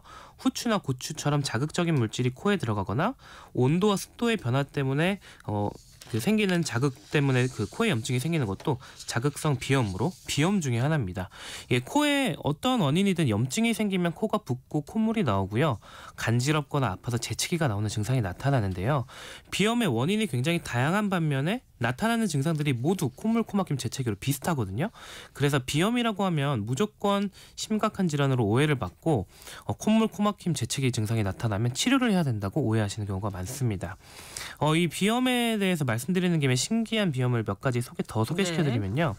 임신부분들이 임신 중에 비염 증상이 나타나는 분들이 계시거든요. 네. 이런 분들은 호르몬 변화로 인한 비염이 생기는 거고요. 그리고 이상하게 술을 마시면 코가 막히고 콧물이 나는 분들이 계세요. 저도 가끔 그러는데 이런 경우는 알코올성 비염이라고 해서 왜 우리가 술을 마시면 얼굴이 빨개지잖아요. 이게 혈관들이 확장해서 그런 건데 코에 있는 혈관들이 확장이 되면서 코가 막히고 비염 증상이 생길 수 있는 겁니다. 이렇게 다양한 원인으로 비염이 생길 수 있는데 온도 습도의 변화 때문에 생기는 비염처럼 일시적으로 콧물, 코막힘이 생기는 경우에는 굳이 치료를 할 필요가 없겠죠. 그래서 아이가 콧물이 나는데 이게 나다 안 나다 하는 양상일 때는 일단 지켜보시고 우선 실내 온도 습도 관리를 잘 해주시는 것이 좋겠습니다. 네. 하지만 병원을 꼭 즉시 가야 될 때도 있을 것 같아요. 이런 경우는 어떤 증상들을 동반할까요? 일단은 그냥 코 증상을 중심으로 설명을 드리자면 콧물, 코막힘 때문에 일상생활이 불편하다라고 하면 병원에서 진료를 받아보시는 것이 좋습니다. 예를 들어서 콧물이 계속 나온다든지 코가 막혀서 밥을 잘 먹기 힘들고 잠을 깊게 자기 힘든 경우가 이런 경우에 속하는데요. 이 어린 영아의 경우에는 코가 금기가 심해서 코가 막히면 수유를 잘 못해요. 그래서 이런 경우에는 다른 심각한 증상이 없더라도 입원을 해야 되는 경우도 생기거든요. 그래서 이게 코감기 때문에 입원을 하라고 하면 뭔가 되게 귀여우면서도 안타깝죠. 네. 그런 경우가 근데 어린 영아들 같은 경우는 생기기도 하고요. 그리고 만성 알레르기성 비염이 있는 아이들은 코 증상 때문에 잠도 잘 못 자고 하루 종일 입을 벌리고 있거나 아니면 잠을 잘 못 자니까 낮에 졸려서 집중력 저하로 학습에 방해를 받기도 하거든요. 근데 이런 경우에는 장기적으로 얼굴의 형태도 변화될 수 있어요. 이게 입을 벌리다 보니까. 그래서 이럴 때는 이 증상 치료를 받으면서 알레르기성 비염을 좀 조절하는 것이 좋습니다. 그리고 코 증상이 지속되는 기간이 너무 길 때도 진료를 보는 것이 좋은데요. 코 증상이 한 일주일 이상 지속되면 중이염이 동반될 수 있거든요. 그래서 저도 저희 아이가 콧물이 한 일주일 이상 나는 것 같다라고 하면 병원에 가서 꼭 귀를 살펴보고요. 그리고 아이들에게 특히 만 1살에서 2살 사이의 아기들에게 생기는 귀여운 경우가 이 아이들 중에 한쪽 코에서만 콧물이 계속 나오는 경우가 있어요. 이런 경우는 코에 뭘 넣었을 가능성이 있습니다. 코 안에 이물이 들어간 건데요. 이럴 때는 꼭 제거를 해줘야 되니까 병원에 가보시는 것이 좋고 그리고 아까 질문에서 말씀해 주신 동반 증상이 있는지도 살펴보시는 것이 중요한데요. 열이 나거나 기침을 하는 것 같이 감기와 같은 증상이 있다면 감염성 질환일 가능성이 높겠죠. 그리고 만약에 눈이 충혈되고 붓는다라고 하면 아데노바이러스 같은 유명한 눈병을 동반하는 바이러스 감염을 의심할 수도 있고요. 그리고 요즘 호흡기 세포 융합 바이러스라고 해서 RS 바이러스가 유행이거든요. 이 바이러스의 경우에는 큰 소아는 크게 상관은 없는데 어린 소아의 경우에 폐렴이나 모세기관지염 같은 심한 호흡기 질환을 동반하는 것이 특징입니다. 그러니까 이렇게 다른 증상들이 함께 동반된 콧물이라면 병원에 방문해서 진료를 받아보시는 것이 좋겠습니다. 네, 시시때때로 비염 증상을 보일 때가 있더라고요. 그래서 저희 아이도 한 달 넘게 약을 먹은 적도 있는데 이럴지 모르니까 혹시 어떻게 될지 모르니까 뭔가 약을 좀 구비해두면 마음이 편할 것 같기도 하고요. 그렇죠. 이게 만약에 여행을 가야 되거나 네. 아니면 아이가 콧물이 정말 자주 나거나 주말에 아플 것 같다라고 하면 약을 많이 구비를 해두시죠. 이때 주로 저희가 이제 콧물이 나는 것에 대해서 쓰는 약이 항히스타민이라는 약인데 이 약의 경우에는 부작용이 거의 없기 때문에 안심하고 장기 복용해도 괜찮다라고 예전에 말씀드린 적이 있습니다. 근데 그렇다고 해서 약 없이 지켜봐도 되는 경우인데 굳이 약을 매번 먹일 필요는 없거든요. 이게 매번 복용하지 않아도 된다고 말씀드린 이유 중에 하나가 뭐냐면 소아과 교과서에는 이런 말이 있습니다. 항히스타민제로 감기를 치료할 때 콧물을 줄여주는 효과는 30% 정도밖에 없다. 그러니까 우리가 코감기 걸렸을 때 감기약 먹어도 왜 콧물 계속 나고 코 계속 막히잖아요. 그게 바로 이런 이유예요. 그러니까 약을 먹인다고 해서 모든 증상을 없애줄 수 있는 게 아닙니다. 그렇다고 뭐 증상이 약한데 약을 먹여서 콧물을 다 없애주겠다라는 것도 콧물이 오히려 아예 없으면 코 건강에 좋지 않거든요. 그래서 우리가 함께 가져야 되는 생각이 심하지 않은 증상에 약은 먹일 필요가 없다라는 생각을 함께 전제를 가지면 좋겠고요. 그런데 만약에 우리 아이가 비염이나 코감기가 잘 걸린다라고 하면 이제 약을 구비해 두시는 거는 나쁘진 않다고 생각을 하는데 이때는 굳이 그 상비약을 타러 병원에 가시지 마시고 약국에서 파는 약을 구매하시는 게 전 더 좋다고 말씀을 드립니다. 왜냐하면 괜히 지가 안 아픈데 병원 데려갔다가 다른 아픈 아이한테 감염병이 전염될 수도 있고요. 그리고 그 병원에서 약을 처방받으면 실험약을 이렇게 통에 담아주고요. 그리고 그 감기약, 알약 같은 건 약봉투에 담아주잖아요. 그런데 약국에서 구매하는 약들은 이 낮게 포장이 돼 있단 말이에요. 시럽도 낮게 포장이 돼 있고요. 근데 이렇게 낮게 포장된 경우가 장기 보관하기에도 훨씬 좋습니다. 그래서 상비약을 구비하시겠다면 약국에서 구매하시는 게 더 좋을 것 같네요. 네. 그런데 알레르기성 비염의 경우 맑은 콧물이 뭐 성인인 저도 가끔 이렇게 계속 흘러서 이렇게 사람을 만나도 조금 불편해 보이기도 하고 지저분해 보이기도 하고 보는 사람도 본인도 일상생활 자체가 힘든 경우가 있는데 아이들의 경우에는 오죽할까 싶더라고요. 네, 맞아요. 특히 이렇게 킁킁거리게 되니까 좀 문제가 생기는데 그래서 알레르기성 비염 같은 경우는 만성 질환이기 때문에 관리가 중요하다고 계속 말씀을 드리는데 이 관리를 어떻게 하느냐가 어떤 기준으로 생각하면 되냐면 환자가 얼마나 불편감을 느끼느냐로 생각을 하면 돼요. 그중에 코막힘도 중요하지만 콧물이 나오는 것도 중요한 기준 중에 하나입니다. 그래서 이 콧물이 많이 나오는 경우에는 치료가 필요하긴 한데요. 우리가 이제 알레르기성 비염처럼 만성 질환의 환자를 치료할 때 이게 아주 심하지 않은 콧물 정도 나오는 거는 사실 심한 증상이라고 보기는 어렵고 평소에 관리를 하는 정도의 치료가 필요한 정도라고 생각이 되는데 이때 들어가는 치료가 유지 치료입니다.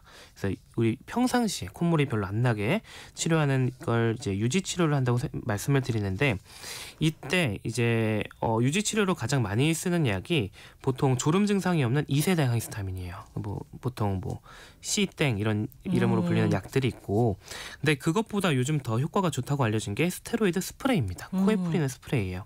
근데 스테로이드라는 말을 딱 말을 하면 그게 부작용이 너무 심하지 않냐라고 걱정을 하시는데 이 스테로이드라는 약 자체가 효과가 좋은 만큼 부작용이 있는 것도 맞기는 한데요. 이 코 안에 뿌리는 스프레이는 국소적으로만 작용하기 때문에 부작용이 거의 없는 안전한 약이고 그리고 코에 작용하는 효과는 먹는 약들보다 더 훨씬 좋다고 나와 있거든요. 그래서 1차 약으로 사용하기 때문에 내가 콧물이 많이 나는 증상 때문에 고생을 하시는 분이다라고 하면 이런 스프레이 처방받아서 사용하시는 것도 좋습니다. 네. 그런데 최근에 기사들을 보니까 코감기 약의 효과에 대한 논란이 있는 것 같더라고요. 이건 어떤 이야기일까요? 이건 앞에서 말씀드린 항히스타민제라든지 스테로이드에 대한 얘기가 아니고요. 코막힘을 줄여주는 비충혈 제거제, 그중에 먹는 약에 대한 소식인데요. 이제 비충혈 제거제라는 약은 코에 들어가는 혈류를 좀 줄여줘서 코막힘을 호전시켜주는 거예요. 근데 이게 먹는 약 중에는 크게 3가지 성분이 있는데 이름은 좀 어려운데 다 아실 필요는 없고요. 에페드린이라는 약하고 슈도에페드린이라는 약하고 페니레프린이라는 약 성분 3가지예요. 이 중에서 페니레프린이라는 약은 먹는 약으로 먹었을 때 코막힌 증상을 호전시킬 만큼 그 농도가 용량이 확 올라가지 않는다 몸에서. 그래서 결과적으로는 페니네프린 먹는 약은 코막힘에 효과가 별로 없다라고 지난달에 미국 FDA에서 결론이 났습니다. 그래서 우리나라에서 판매 중인 대표적인 코감기 약 중에는 이 항히스타민제에다가 비충혈 제거제가 섞여 있는데 그중에 페니레프린이 더해진 약들이 있거든요. 그래서 이러한 약들은 코막힘의 효과가 적을 수도 있고 아예 효과가 없을 수도 있고요. 그래서 앞으로도 우리나라 식약처에서 만약에 우리나라에서도 페니레프린을 코막힘약에 쓰지 말자라고 판단이 되면 이제 약 성분들이 변경이 되거나 이런 약들이 퇴출될 수도 있습니다. 네, 이렇게 약에 대해서 살펴보고 있는데요. 교수님의 경우는 아빠가 소아과 의사 선생님이잖아요. 직접 어떻게 하시는지 궁금하거든요. 네. 그러니까 자녀분이 콧물을 훌쩍일 때. 예. 네, 일단 콧물이 심하지 않으면 약은 안 먹입니다. 그냥 닦아주고 풀어주는데요. 근데 아이가 코를 분명히 훌쩍이고 있는데 안에 이제 콧소리가 많이 날 때가 있잖아요. 그런데 코 풀었을 때 잘 안 나오는 경우가 있죠. 네, 이럴 때는 코 세척을 해주면 좋습니다. 예, 흔히 생각하시는 코 세척은 생리식염수를 코에다 흘려주는 건데 이런 걸 관류형 코 세척이라고 하거든요. 근데 이거는 좀 협조가 되는 큰 아이들이 하면 좋기는 한데요. 저희 아이는 아직 어려서 이거 무서워하거든요. 그래서 이제 코 세척용 스프레이 빈통을 팔아요. 싼 거를. 그거를 거기에 생리식염수를 담아서 코에다 칙칙 뿌려줍니다. 그러면 안에 갇혀있는 콧물이 잘 나오고 이 스프레이 코 세척도 관류형 코 세척만큼 효과가 좋다고 알려져 있어서 어린 아이들에게 사용하면 좋습니다. 그런데 물론 코 증상이 심하거나 일주일 이상 오래가면 병원에 데려가서 진료를 받습니다. 네, 그리고 육아하는 분들 사이에서 요즘 많이들 사용하시는 게 콧물 흡입기인데요. 콧물 흡입 기계가 개의 에르메스다라고 불리면서 30만 원 가까이 하더라고요. 그래서 사실 저도 구매를 하긴 했는데 저희 아이는 이게 너무 콧물을 흡입하다 보니까 아파해가지고 오히려 저는 잘 못 쓰고 있는데 이렇게 콧물 흡입기로 콧물을 저는 엄마랑 아빠랑 애를 팔다리를 다 잡고서 이렇게 빼줘야 하는데 너무 괴로워하더라고요. 그래서 이걸 본 어른들은 굳이 그걸 빼줘야 하냐라고 또 걱정을 하시는데 도움이 될까요?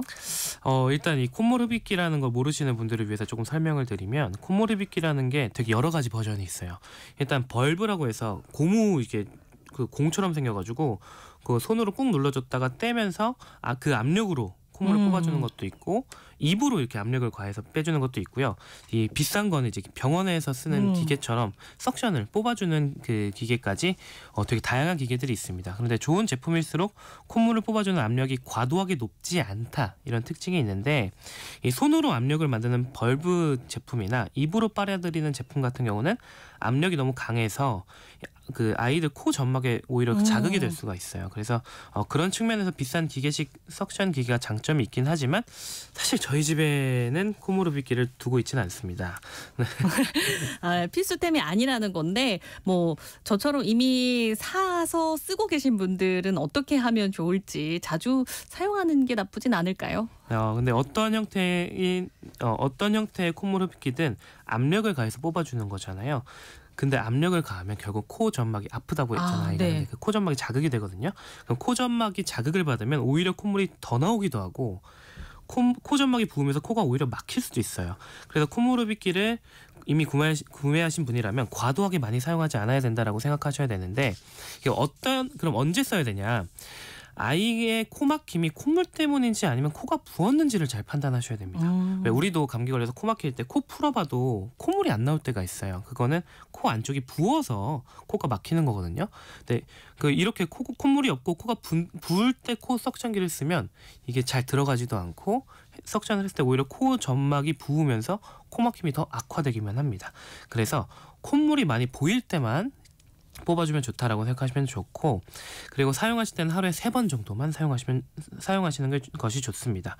예를 들면 뭐 아이가 뭐 아침에 일어나서 가장 콧물이 많이 난다 그럼 이때 해주시고 밥 먹을 때 불편해한다 그럼 식사 전에 해주시고 잘 때 힘들어한다 그러면은 뭐 자기 전에 해주시면 되는데요. 너무 자주 사용하다 보면 코 점막이 자극되면서 코막힘이 심해지는 거 그리고 코피가 나는 경우도 있다는 거 꼭 알고 계시면 좋고 그리고 콧물 흡입기 사용하시기 전에 코 안에 생리식염수 뿌려주시거나 신생아 같은 경우에는 코에 그 생리식염수 몇 방울 떡떡 떨어뜨려 주시면 그 다음에 코 세척해 주시면 또 잘 나오거든요. 그러면 조금 더 그 효과를 만족스럽게 보실 수 있겠습니다. 네, 콧물을 자주 흘리는 우리 아이 어떻게 관리하면 좋을지 이야기 나눠보고 있습니다. 관련된 고민들 갖고 계신 분들 문자 보내주시면 용인세브란스 소아청소년과 이재현 교수님이 상담해 드리겠습니다. 그럼 여기서 노래 한 곡 듣고 오겠습니다. 이문세입니다. Warm is better than hot. 이문세의 Warm is better than hot 듣고 왔습니다. 그 사이 정말 많은 분들이 문자 보내주셨는데요. 9060님, 콧물에도 균이 있는지 궁금합니다. 콧물을 손으로 쓱 닦는 아이들이 많은데요. 꼭 비누칠을 해서 손을 씻기는 게 좋을까요? 콧물에 균이 있습니다. 바이러스 다 들어있고요. 그래서 아이들 코 풀어주시고 이렇게 그냥 휴지 버리고 끝내시는 분들 많잖아요. 그래서 아이들이 손 닦는 것도 중요하지만 부모님이 아이들을 이렇게 챙겨주시고 나서 꼭 비누로 손 닦는 거를 말씀을 드립니다. 손 씻기가 굉장히 중요합니다. 1743번님, 처방약 말고 약국에서 파는 약도 종류가 다양하던데요. 증상에 따라 약국 판매 약도 다르게 먹여야 할까요? 이게 약국에서 판매하는 우리가 쉽게 그 일반 의약품이라고 부르는 약들은 사실 들어있는 성분들은 거의 비슷해요. 그 종류가 많이 다양하진 않거든요. 그래서 이게 뭐 하나 먹었는데 효과가 없다라고 하면 병원에서 처방을 받는 게 중요한데 그 이유 중에 하나가 항히스타민도 종류가 되게 여러 가지고 아까 코 비충혈 제거제도 종류가 여러 가지라고 말씀드렸잖아요. 그래서 그 본인에게 맞는 그 약이 따로 있을 수도 있어요. 그래서 그 병원에서 좀 처방을 바꿔가면서 조절해 보는 것도 방법이고 그리고 일반 의약품이 보통 처방약보다 용량이 좀 적습니다. 그래서 용량이 적어서 효과가 없는 걸 수도 있으니까 이거를 그 약국 판매약을 다르게 자꾸 변경한다고 효과를 더 보실 수 있을 것 같진 않네요. 네, 그리고 5778번 쓰시는 분, 저희 아이는 콧물이 안 나오는데도 코가 답답하다면서 자꾸 코를 풀어요. 이런 것도 비염인지 계속 코를 푸는 게 괜찮을지요? 이게 굉장히 중요한 질문인데요. 네. 비염이라고 해서 꼭 콧물이 나오는 게 아니고 그 코 막히는 것도 되게 중요한 증상이거든요. 그래서 그 비염이 있는 아이들의 그 저희가 얼굴의 특징 중에 하나가 뭐냐면 코에 이렇게 주름이 하나 가 있어요. 이게 뭐냐면 애들이 코를 자꾸 비비다 보니까 코에 주름이 만성적으로 생깁니다. 그래서 이게 코가 답답하다는 게 오히려 콧물이 나는 것보다 더 중요한 사인일 수 있어요. 잠을 잘 때도 콧물 때문에 못 자는 것보다는 코가 막혀서 못 자는 경우가 더 많거든요. 그래서 이거는 아이가 계속 그렇다면 비염을 의심하고 계속 코를 푸는 건 또 오히려 코 점막이 자극될 수 있기 때문에 코를 풀게 하지 마시고 병원에서 진료를 받아보시는 게 좋겠습니다. 네. 라디오 상담소 우리 아이는 왜, 오늘은 여기까지 함께하도록 하겠습니다. 지금까지 이재현 용인세브란스 소아청소년과 교수님이었습니다. 고맙습니다. 감사합니다.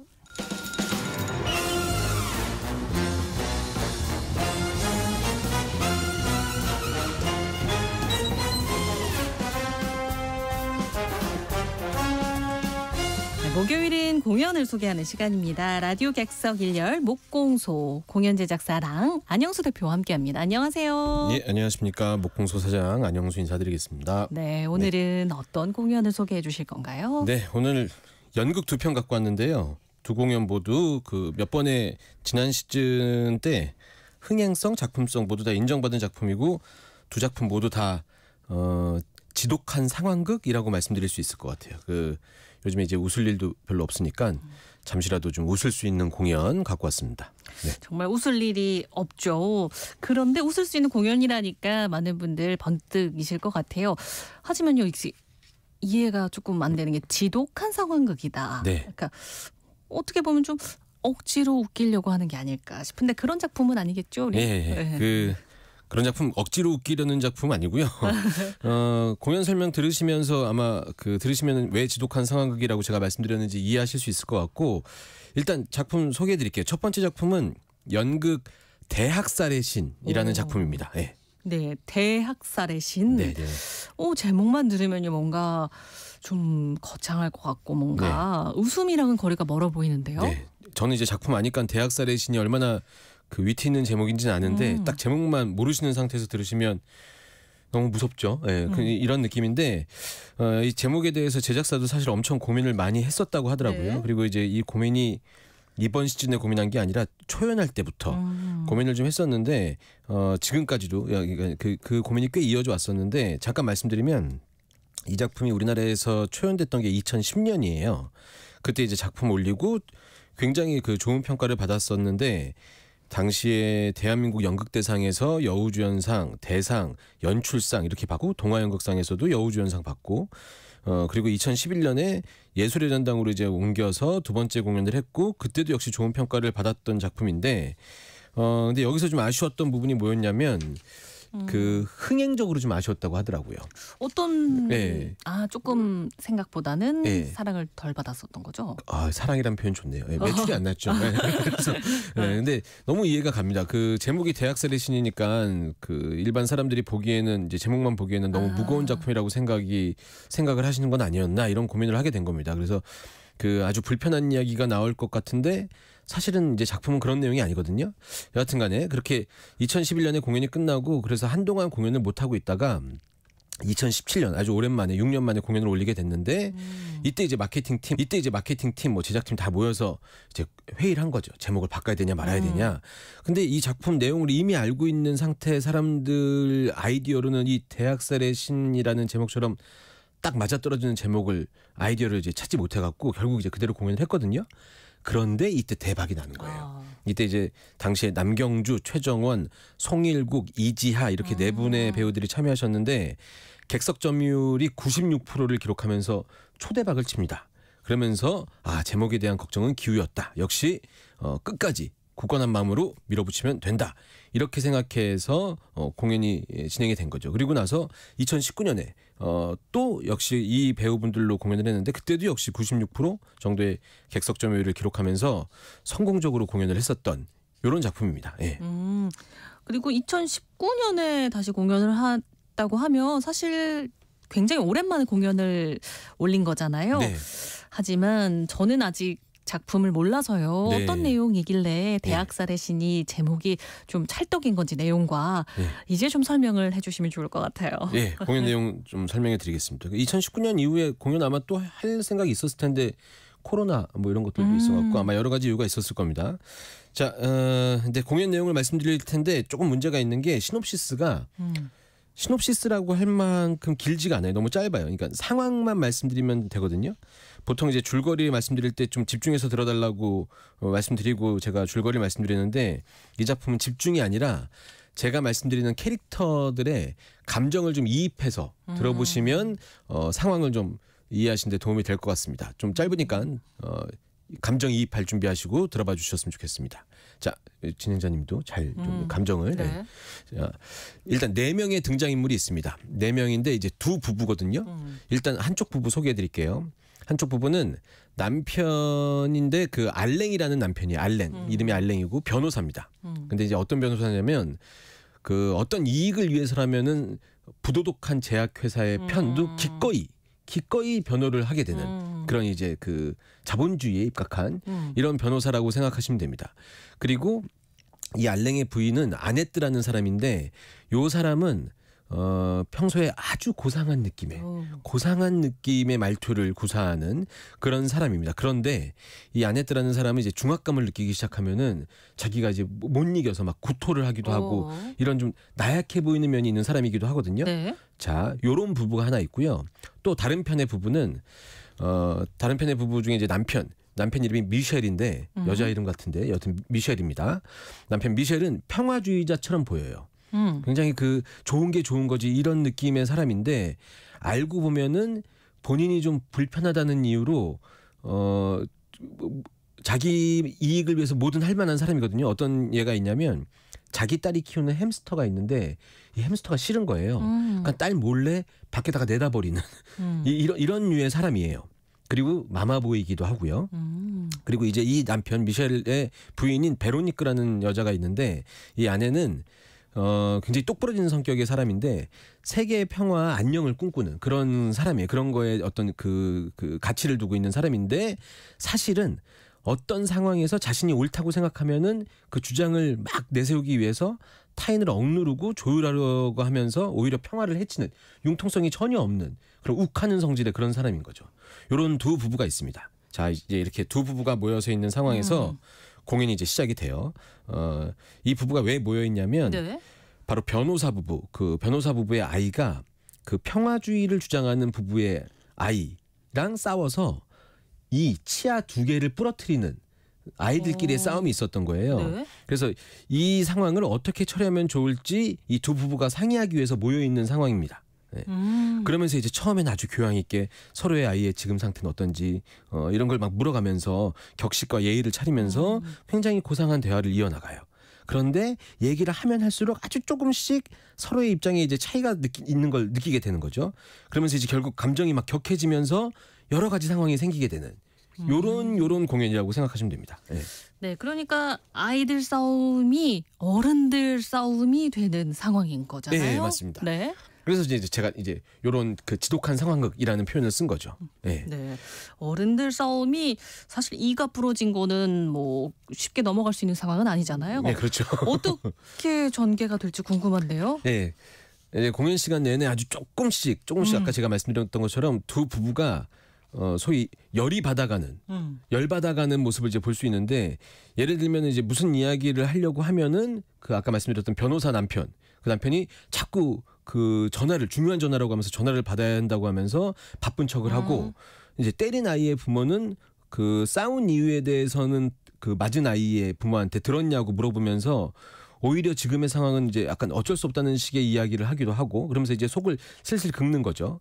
그러니까는 맞은 아이의 부모는 또 화가 나서 감정적으로 얘기를 하게 되고 결국 때린 아이의 엄마는 그 중압감에 아까 말씀드렸던 그 중압감의 거실에서 이제 구역질을 하게 되고 구역질을 하니까는 이제 씻어야 되니까 씻으러 화장실에 간 사이에 그 구역질한 아내에 대해서 또 사람이 없는 상태에서 또 뒷담화가 막 이루어지고 이러니까 또 그 소리를 또 들어요.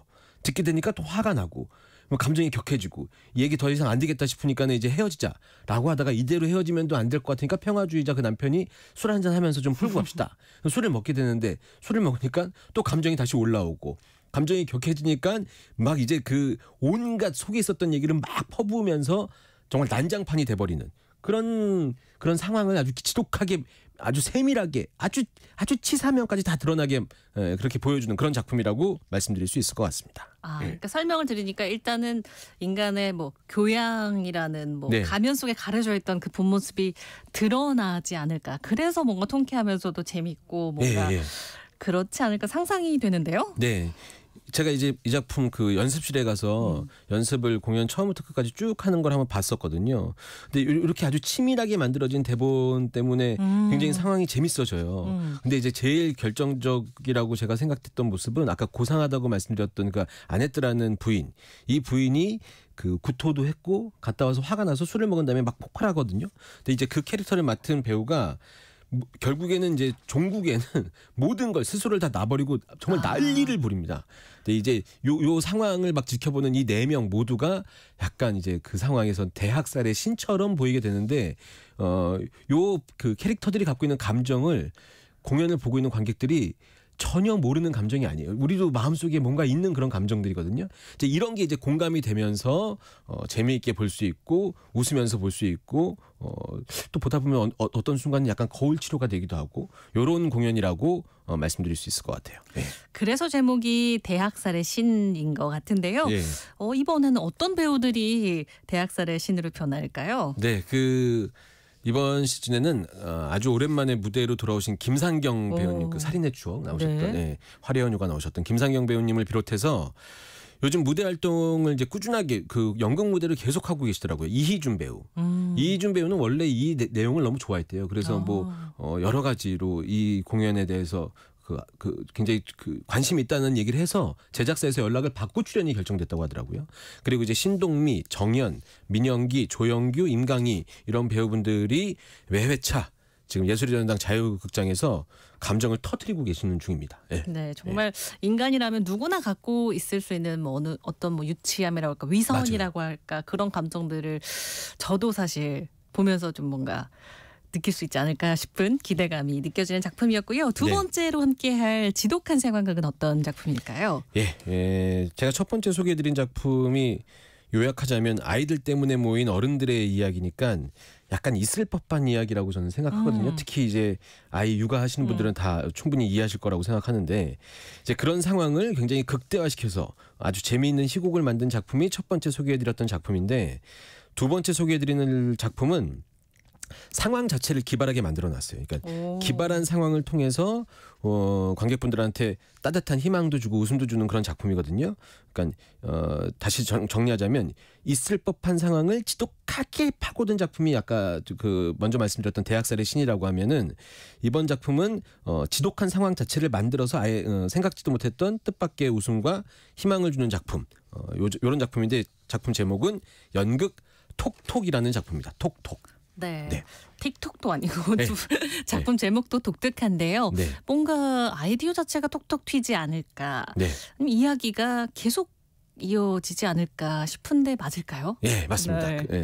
아까 틱톡이라고 하셨는데 저쪽 뮤지컬 중에 현재 틱틱붐이라는 공연도 하고 있거든요. 이거는 톡톡. 예, 연극 톡톡. 예, 네. 예. 제목을 이렇게 지은 이유를 뭐 저도 뭐 작가한테 물어본 적은 없으니까 정확히는 모르겠는데 그 방금 말씀하신 그런 느낌이 맞고요. 일단 이 작품과 조금 전 대학 살해신의 공통점이 몇 가지가 있는데 그 중에 하나가 같은 프랑스 작가의 작품이기도 하고 또 다른 이유가 그 공통점이 2019년 이후에 5년 만에 공연이라는 것이 또 똑같은 내용입니다.